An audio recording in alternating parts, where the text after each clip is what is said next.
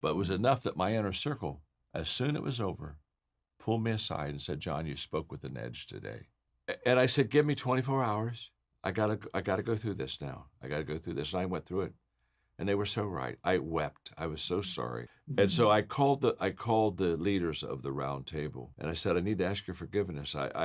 You brought people to hear me, and they didn't hear the best John Maxwell. They didn't get the eagle version of Maxwell. They got the hippo version of Maxwell. And I did you wrong.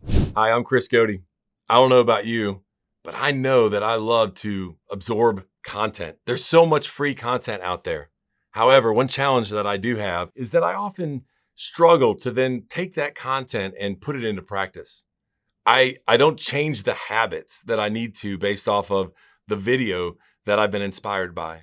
If that's you, I want you to watch this video, and then I would love for you to comment, and we would love to hear your thoughts below.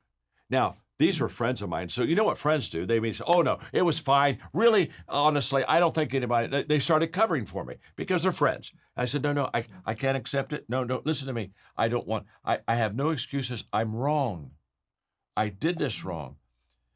I said, now the question is too, will you forgive me? Because I'm so sorry. I took advantage of a relationship. I took advantage of influence, and I took advantage of you. I'm so sorry. Will you forgive me? And after they forgive me, I said, now how do we make it right?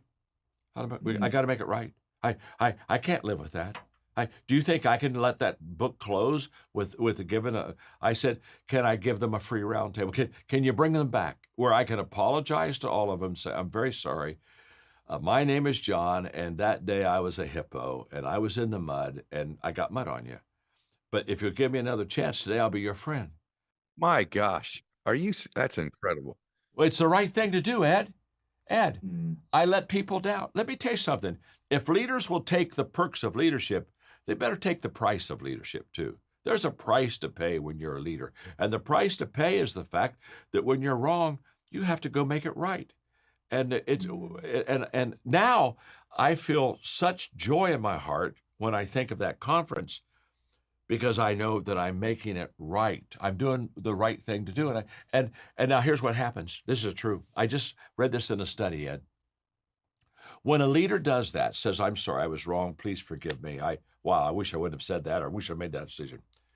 The moment a leader tries to correct and make right what they did wrong, the trust factor of that leader increases more. Don't miss this. It increases more in that leader than if the leader would have done nothing wrong at all and had given them a great seminar.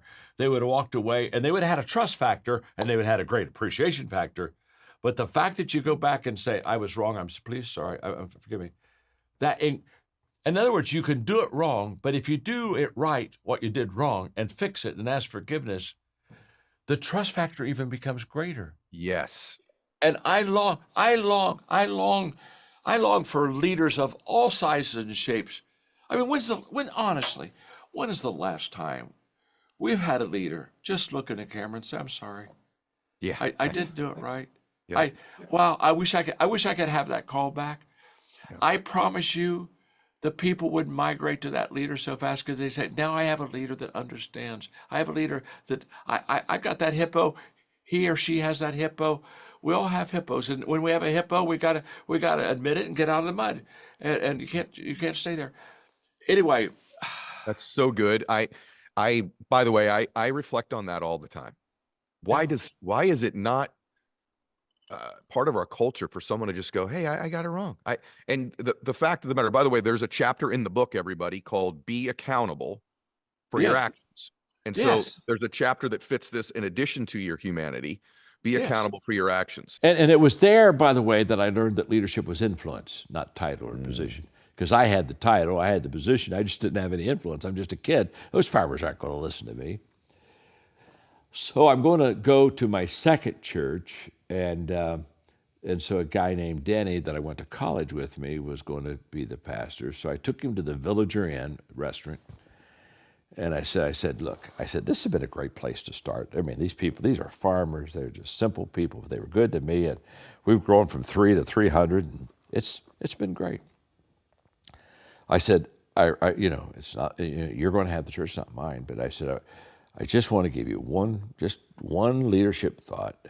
So I told him about Claude and how I worked with Claude. And the more I was talking to him, I'll never forget. I mean, Denny's sitting up there, and I mean, he's getting ready. He's not very happy, boy. And finally I closed it, kind of that conversation down. And he looked at me, he said, look, he said, I'm not going to do it that way. He said, I'm the leader of the church, not Claude. And Claude needs to know his place. And I just want you to know right now that I'm not going down the farm. And he started talking. And I remember sitting back in that booth at the Villager Inn and just silent. I didn't say it to him. I'm just looking at him and I'm saying to myself, you're looking at a stupid man. And sure enough, he did it his way, and he lasted 8 months. Lasted 8 months, and sadly the church went down some. But it's a classic leadership story of again understanding who has the influence and influence the influencer. It does, you don't have to get all the credit. But he never learned. He never learned it. He went from that church. I think he went to 3 within 2 or 3 years and burned out. He was done. He was done. But he just never really learned a very important leadership principle. Yeah, you don't need to get the credit. I think that is super powerful. Just the result. All right, where's the best place for them to get more of you and your teaching? Go to johnmaxwell.com. They'll find everything. Sounds good. I think. And then your books are certainly easy to find. One last question. What's the impact that you want to have on the world? First of all, I want to, this has kind of been my North Star. I want to add value to leaders who multiply value to others. So I have consciously focused on leaders. Because if every time you impact a leader, influence a leader, it multiplies, it compounds.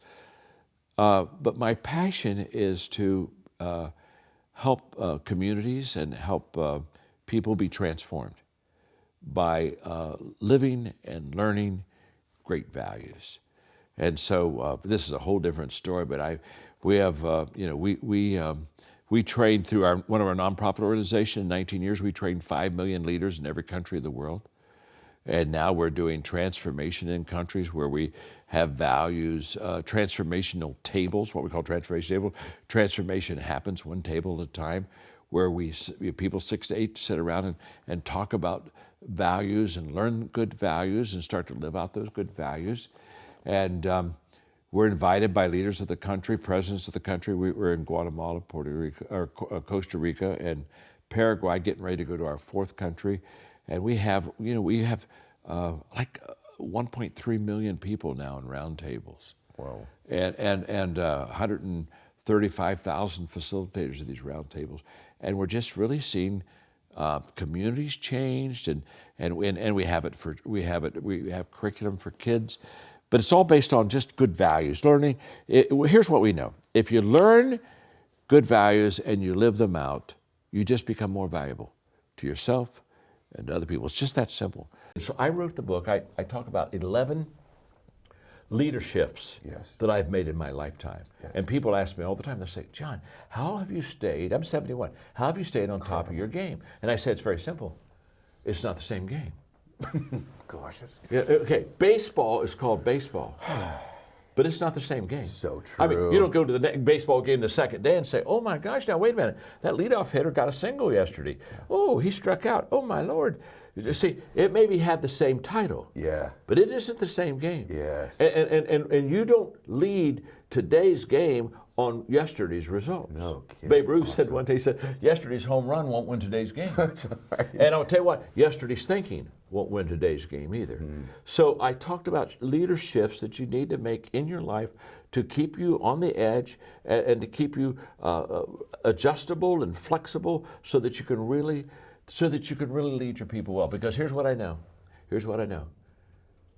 People don't like change. You're right.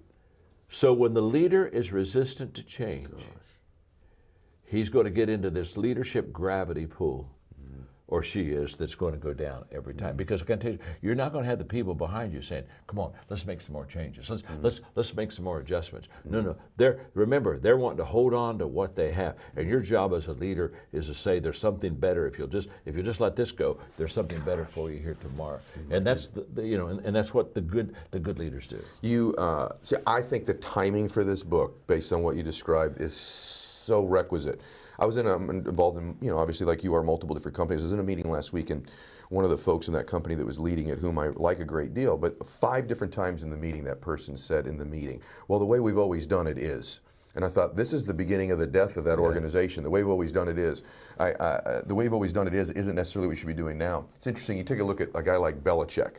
Coach Belichick in the NFL, right? Great example. Great guy. And people say, well, why have the coaches that have left him maybe not had the success that he's had? And I think one of the reasons that happens, I work with a lot of the guys in that league.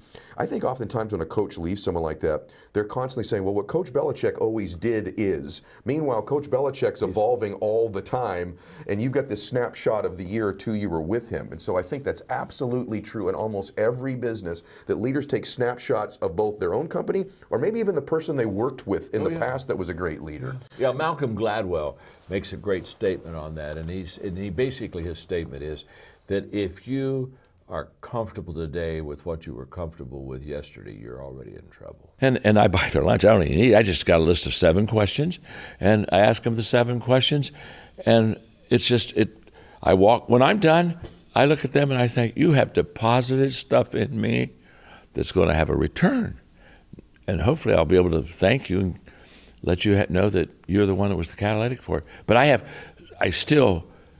if somebody said, what do you want to do? What's your favorite thing? My favorite thing is learning, not writing, not speaking, not leading. My favorite thing is learning.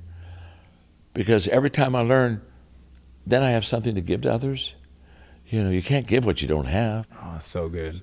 My father, one more question. I'm so sorry, I'm talking. My father, who is so great, so good, he said, John, keep the well filled. He said, don't ever go to the well and have it empty. You got to deposit. You got to keep putting stuff in. And he told us, of course, the word Maxwell, literally, we're Scottish. Maxwell really means to fill the well to the max. And so he'd say, live up to your name. You're a Maxwell. I mean, we're not a mini well, we're not a half full well, we're not like we got an empty well, we're a Maxwell. And so he said, the only person that can fill your well is you. So he taught me how to file every day, how to ask questions. And so I deposit in my well every day, thoughts, ideas, quotes, stories. I have thousands because I've been doing that since I was 17, and I'm 7. Well, I've done that for 60 years. So I never run out of material. I mean, I always have something to write about. I have something to talk about, not because I'm brilliant, but because, every day I read, every day I think, every day I file, every day I ask questions, and every day I write. Those are those everyday essentials. Back to consistency, I do those every day. So people say, how do you write 90 books? Well, it's simple. Every day I read, every day I think, every day I file, every day I ask questions, every day I write. I mean, when you think about it, isn't that all simple? There's nothing, I'm a very simple person. There's nothing complex about my life at all. But I do it every day. And I also, Dan, I don't do it all day. I didn't say all day I write. I think intensity is overrated. I think consistency is underrated. And, some days, like we're doing conferences here right now, at best I'll get 15 to 20 minutes to write today. I don't get any time hardly. I'm doing stuff. That's okay, but I do it every day. That's the key.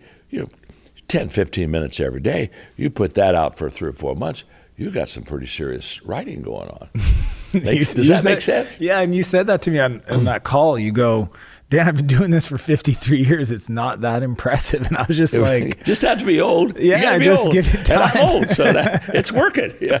In fact, it's really working. The longer you live, I mean, it kind of, you go, whoa, so old's not all bad. And I believe your dad lived to 95? If you have the privilege of leading a team or an organization, and you would love help with enhancing your leadership culture, maybe even developing some of your high potential leaders, just follow the link on the screen, and we would love to connect with you. I think belief is more than just, boy, I believe in you. Belief means I'm your friend. And you don't need to, I tell people all right, if I'm your friend, you don't need to look around. I'm in your corner. I'm there. I'm not moving. I haven't moved. I'm not moving on good days. I'm not moving on bad days either. I'm not moving. And I think that I call it belief mixed with unconditional love. Hmm. And when you put the two of those things together, two of the three that my father gave me when I graduated from college, you put two of those three things together, I think now you strengthen. And then what I tell people all the time is behavior is never experienced until difficult times. My behavior during good times is just like everybody's behavior. It's what separates is the bad times, the dark times, the difficult times. That's when people leave. That's when people are no longer there on the scene. And that's where I've always said leaders run to the fire. They don't run from the fire. They run to it. And every time I go express and love by behavior a belief in somebody, and I'm there during that difficult time for them. And you know what? I'll have to say there's some selfishness to it. In my life, I'm going to have some of those difficult times too, and I want them there. I need them. I need them. Let me just say one other thing about belief. I think leaders don't say often enough, Ed, to their people, I need you. I need you. In fact, I love telling my people how much I need them. I love telling my people that if I didn't have them, I wouldn't be here, and this wouldn't have happened.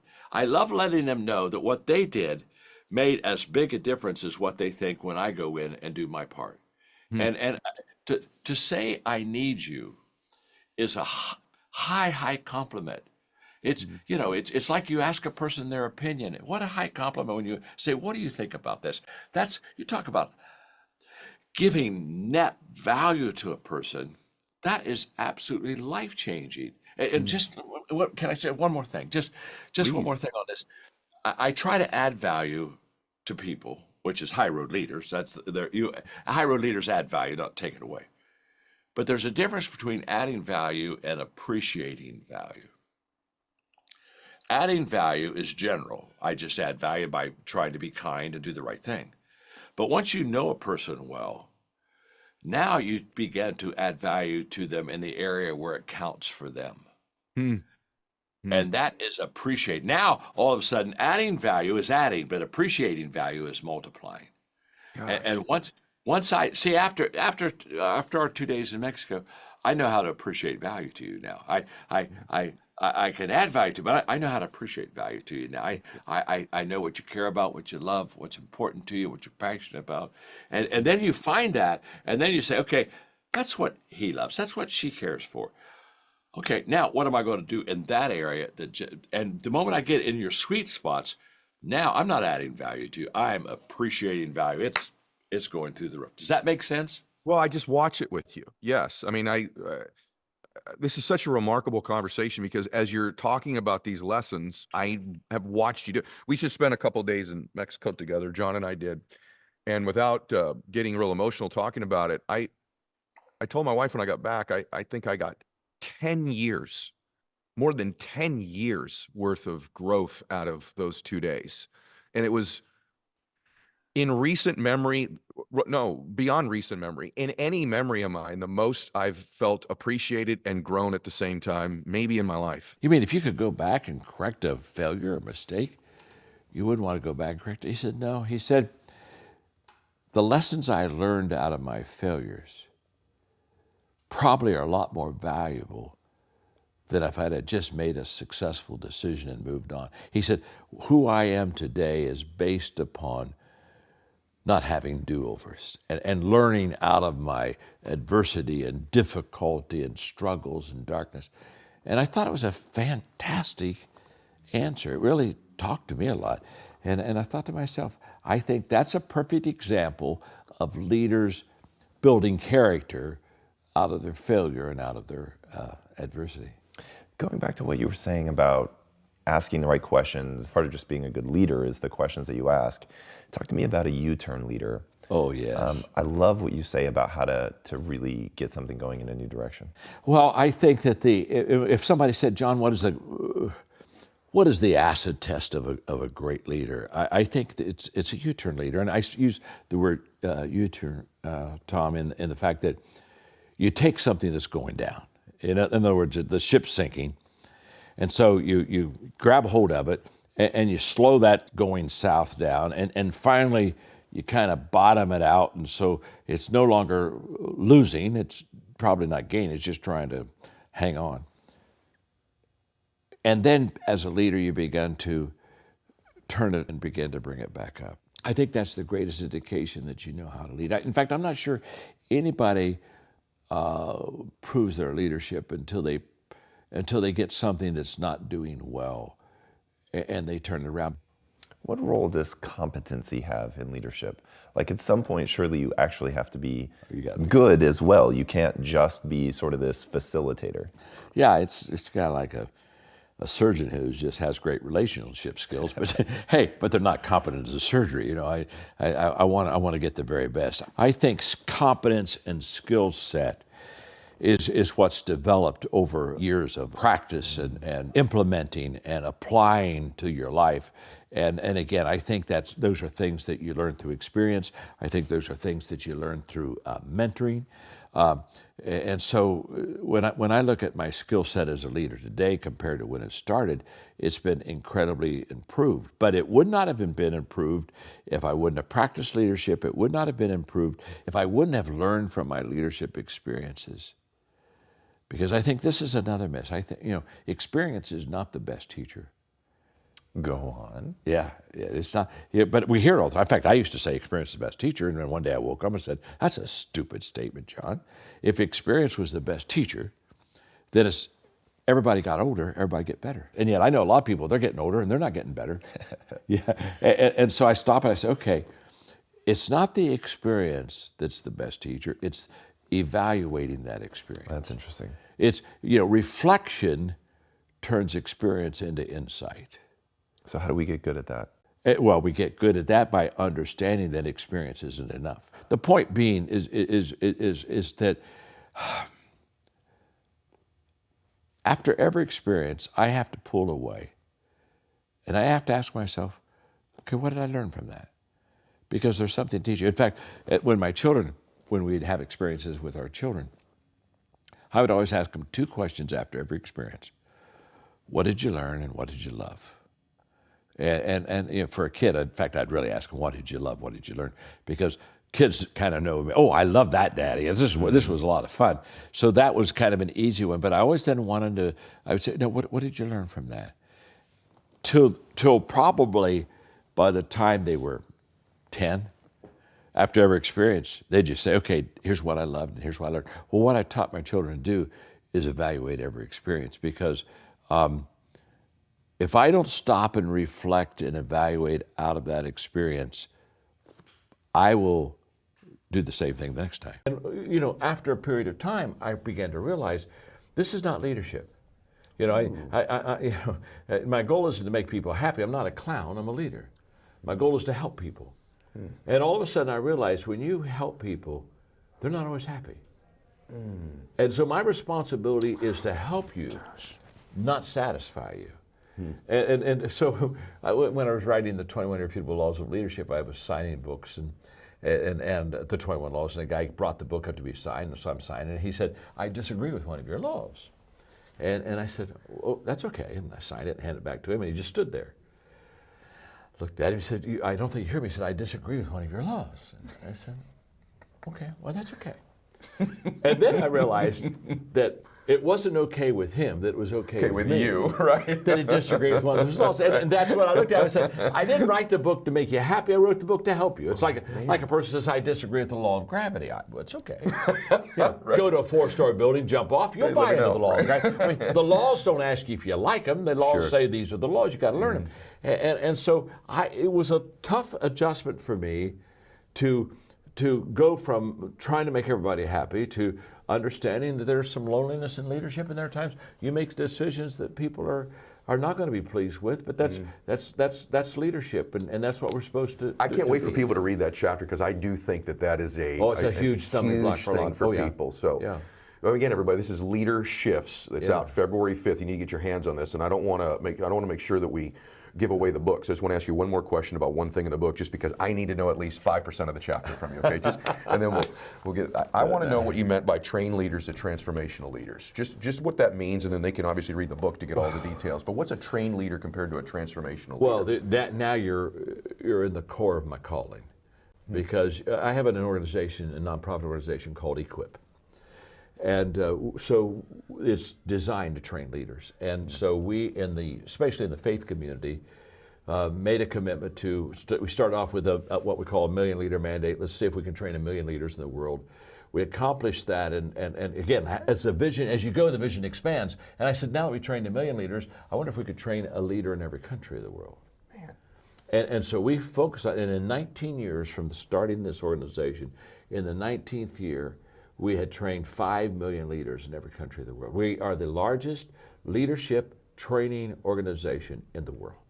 Wow. And it was so fulfilling and so satisfying. I mean, and so the board, we got together. I mean, we're obviously we're having celebrations and parties, and we hit this. And so we're in a board meeting, and it was kind of like, wow, look what we did, look what we did. And all of a sudden there was a restlessness within me. And I said, you know what, I think there's a level higher than what we've done. And they're all looking at us, what do you mean? We trained all these leaders. And we went into, I bet about a 3-hour discussion that day with my board, because a lot of them said, boy, let's end it. We just scored. We just won the Super Bowl.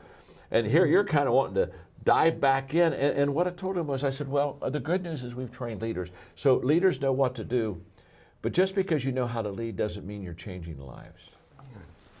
And I said, I think there's a higher level of leadership than trained leaders, and that's transformed leaders. And so we've got to figure this out. And honestly, even my key people, they looked at me and said, boy, I don't think we understand this transformation. What's transformation? And what I told them was, I can't explain it, but when you see it, you'll know it. If you're like me, you watch a video like that from Maxwell Leadership and you just get inspired. I love how it's so practical. It just makes a lot of sense. But here's the challenge. We have to commit to each other. We have to commit to change, both in our personal lives and also our professional lives. Looking for more information about the Maxwell Leadership Certified Team? Follow the link below to learn more. We can't wait to hear from you and add value to your lives.